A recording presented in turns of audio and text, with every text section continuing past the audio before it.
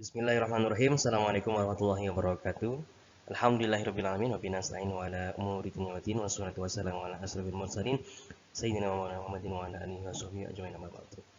Baik, selamat siang anak-anak semuanya. Alhamdulillah hari ini kita akan memasuki pada materi tentang mawaris. Yang hari ini kita akan masuk ke dalam pertemuan kedua, Mawaris PAI kelas 12 SMK, pertemuan yang kedua dengan Bapak Habib Khairuddin. Baik, langsung kita masuk ke dalam materi yang selanjutnya. Nah, pada hari ini kita akan membahas tentang mawaris yang memiliki tujuan, ya, beberapa tujuan pembelajaran. Yang pertama adalah mengetahui ketentuan harta warisan ahli wa asobah, kemudian mengetahui jumlah ahli waris asobah, kemudian kita akan mengetahui pengertian ahli waris hijab dan mahjub, kemudian mengetahui cara perhitungan ahli waris sesuai dengan ilmu faraid. Selanjutnya,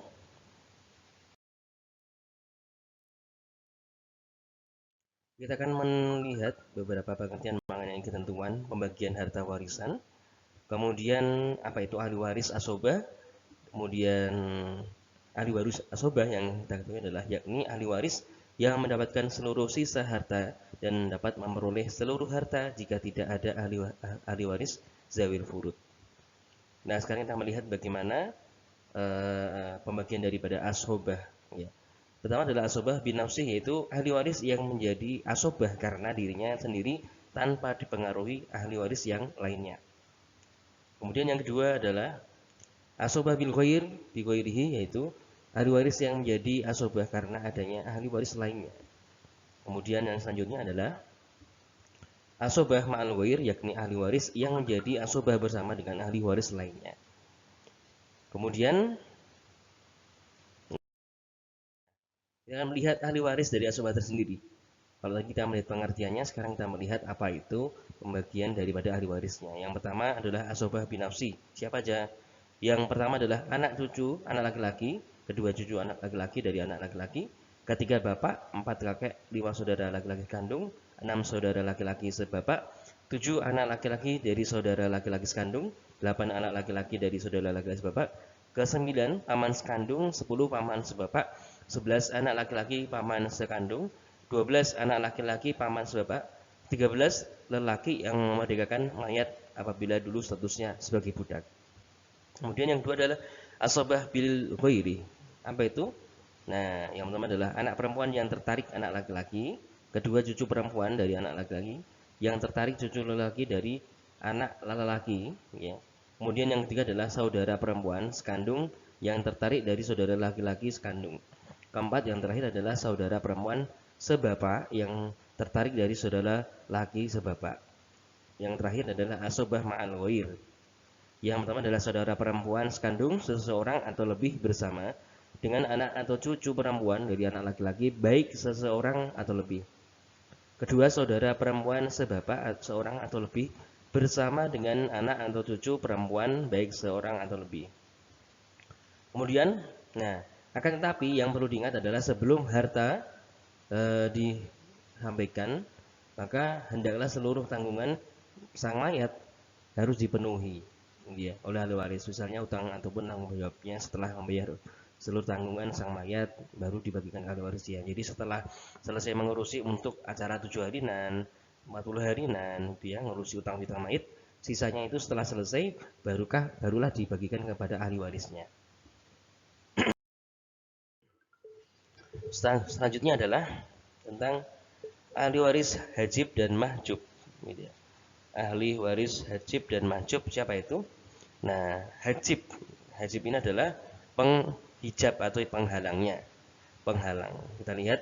Nah, ahli waris hajib adalah ahli waris yang dapat menghalangi ahli waris lain untuk tidak mendapatkan harta pusaka, baik secara keseluruhan hajib hiriman maupun hanya sekedar mengurangi jatah pembagiannya. Artinya ternyata di dalam warisan adalah ada orang yang menghijabkan, ada yang menghijab, ya. Jadi ada menghijab, di sini menghijab itu menghalangi ahli warisnya sehingga mungkin tidak dapat harta sama sekali ataupun bisa menjadi salah satu pengurang, gitu. Yang kedua adalah mahjub. Mahjub adalah orang yang terhalangi, ya, untuk mendapatkan seluruhan harta atau terkurangi jatahnya karena adanya hajib tadi itu. Contohnya, bapak bisa menjadi hajib bagi kakek, atau anak bisa menjadi hajib bagi cucu, gitu ya. Sementara ahli waris yang tidak bisa terhalangi oleh siapapun adalah anak, suami, gitu, istri, bapak dan ibu. Ini yang tidak akan pernah terhalang oleh siapapun. Kemudian, nah, contoh perhitungan harta pusaka yang pertama. Kita akan coba melihat, mencermati contoh perhitungannya secara langsung. Yang pertama, ada sebuah kasus di mana seorang wafat dengan meninggalkan seorang istri. Kalau yang meninggalkan seorang istri berarti yang meninggal adalah seorang suami. Nah, kemudian meninggalkan seorang anak laki-laki dan seorang anak perempuan, seorang ibu dan seorang paman dan seorang nenek. Adapun harta warisan yang dia tinggalkan sebanyak 240 juta. Nah, pertanyaannya adalah bagaimanakah cara pembagian harta pusaka yang ditinggalkan sang mayat? Yang pertama, cara menjawabnya adalah kita melihat dulu. Nah, kita lihat tabelnya dulu. Ahli waris ini istri dapat 1/8 karena ada anaknya. Di sini kita lihat ada anak laki-laki, ada seorang anak perempuan. Kemudian satu anak laki-laki ini ya, satu anak laki-laki ini asobah bil nafsi, sisa. Satu anak perempuan adalah asobah bi ghairihi karena ditarik anak laki-laki. Jadi ini asobah ngitungnya nanti. Kemudian tadinya adalah ibu, ya di sini ada ibu. Nah, ibu ini 1/6 karena ada anaknya. Nah, paman mahjub dan nenek mahjub. Kedua-duanya ini ada terhalang semuanya. Paman terhalang karena ada anak laki-laki dan nenek ini terhalang karena ada ibunya. Nah, kemudian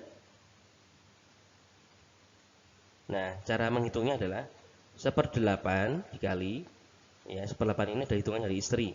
Nah, dikali 240 juta sama dengan 30 juta. Kemudian 1/6 siapa ini? Ibu, ya. Ibu ini hartanya 1/6 dikali 240 juta sama dengan adalah 40 juta. Bagiannya ibu adalah 40 juta, bagiannya istri 30 juta. Nah, sisanya adalah asobah. 240 juta itu dikurangi 30 juta tambah 40 juta. Artinya 240 juta ini dikurangi penambahan dari sisanya istri dan ibu. Berapa? Nah, 240 juta dikurangi 30 juta tambah 40 juta. Berarti 240 juta dikurangi 70 juta, sisa 170 juta rupiah. Nah, karena bagian anak laki-laki adalah 2 kali lipat dari anak perempuan, harta tersebut dibagi menjadi 3, ya, sehingga anak laki-laki mendapatkan 2/3 dan anak perempuan 1/3. Nah, kita lihat selanjutnya di sini, ya. Nah, mencari perhitungannya asobah ini ya. Yang anak laki-laki ini 2 perempuan, ya, 2 kalinya perempuan, ya. Satu anak laki-laki, 2 tambah 1 sehingga nek perempuan ini 1. Jadi 2 tambah 1 3. Penyebutnya nanti 3. Sehingga anak laki-laki 2/3, harta sisa dan perempuan 1/3. Ya. 2 tambah 1 3 toh. Nah, ini. Maka penyebutnya 3. Nah, ke sini berarti 1/3 kali sisanya berapa? 170 juta sama dengan 56 juta sekian. Sehingga dibulatkan menjadi 56.660.000 rupiah. Kemudian 2/3 bagiannya anak laki-laki ini. 2/3 dikali 170 juta. Nah, atau 170 juta dikurangi 56 juta. Setelah pembulatan sama dengan adalah 113 juta 340.000. Jadi ini perempuan, ini laki-laki. Perempuannya, anak perempuannya ini dapat 56 juta, itu. Kemudian yang laki-laki berapa? 113 juta 340.000. Ini perhitungannya laki-laki.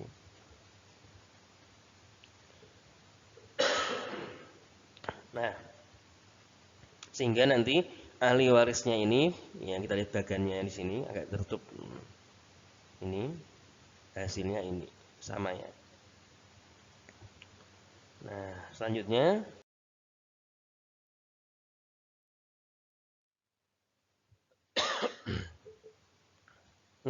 contoh perhitungan harta pusaka yang kedua. Nah, ini ada seorang wafat dengan meninggalkan seorang suami, anak laki-laki, seorang ibu dan seorang bapak. Harta pusakanya dia tinggalkan sebesar 120 juta. Bagaimanakah cara pembagian ilmu faraidnya? Nah, kita lihat dulu sebentar. Ya. Suami dapat seperempat karena ada anak. Anak laki-laki asobah binafsi sendirian ya. Ibu seperenam karena ada anak, bapak seperenam karena ada anaknya. Nah ini bapak ini berarti kakeknya. Kemudian, nah seperempat kali 120 juta. Ini punyanya suami. Hartanya suami berarti 30 juta. Kemudian seperenam siapa ini? Nah seperenam ini adalah miliknya ibu dan bapak. Sama-sama seperenam. Seperenam kali 120 juta. Ya sama dengan 20 juta. Sisanya asobah.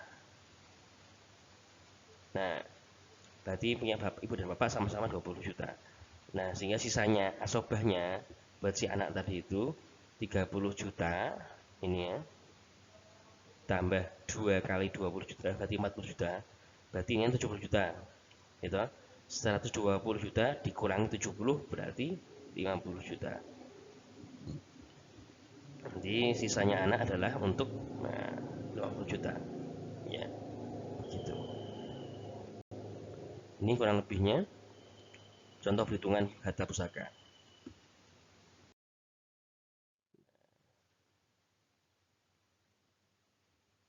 Nah, sekarang tugas kalian adalah mengerjakan soal yang ada di sini. Nah, yang pertama soal seorang wafat dengan meninggalkan seorang istri. Berarti yang meninggal adalah suami. Yang kedua, seorang yang wafat dengan meninggalkan seorang suami, berarti yang meninggal adalah istri.